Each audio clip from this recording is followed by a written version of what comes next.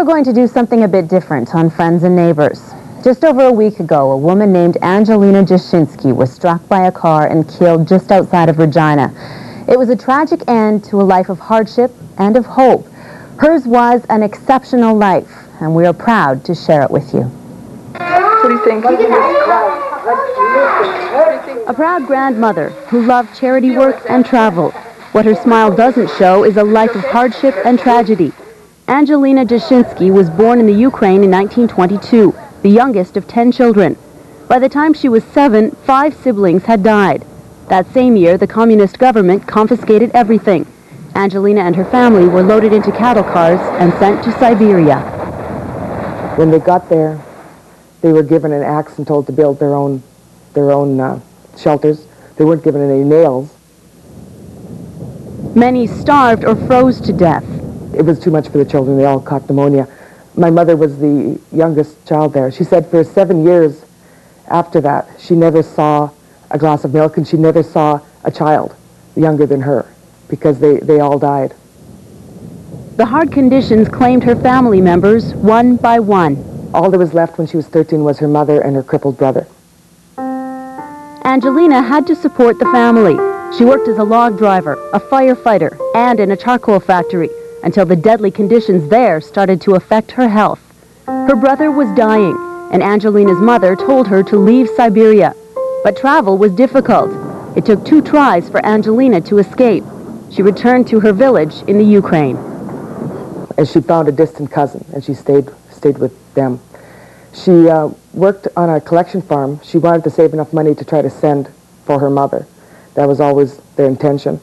But the war broke out, and all communication was severed. Angelina never heard from her mother again. That's when she met Mr. Adams. He was in the services, and he saw her and got to know her, and then they were married. The couple had a son. Then Angelina's husband was badly wounded in the war. While he was in hospital in Bavaria, my mother had no support. She was a refugee with my brother. They wandered all over. As the armies moved back and forth, they had to move with them, or behind them, or in front of them. So as she said, it was very frightening. A lot of bombing was going on. She would have to run in the middle of the night. After the war, the family was reunited in Germany, but her husband died from his injuries in 1948. A single mother, Angelina worked as a housekeeper to save money to emigrate to Canada. She ended up on the prairies because they reminded her of Ukraine. She got a job in Moose Jaw, working in the back room of a cafe.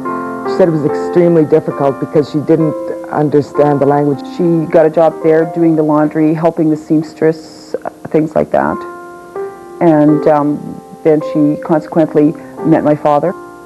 She moved to the farm, which is about 3 or 4 miles from Claybank, and had 3 daughters with him. Life was finally good until tragedy struck again. Her second husband was killed in a car accident. Angelina was once again a single mother, but she did odd jobs and held the family together. Years later, she married a 3rd time and traveled the world, including a trip to her homeland. Her family says despite her many hardships, Angelina was never bitter. We always knew that Mother would look at the good side of life. She'd always look for the silver lining in any trauma that came. She never despaired. I hold her up as something to aspire to. If any one of us could go through what she went through and still come out with an attitude, a positive attitude that she had, then I'm sure this world would be a much, much better place. Angelina Jashinsky is survived by her children, grandchildren, and great-grandchildren, and the legacy of her exceptional life. It's time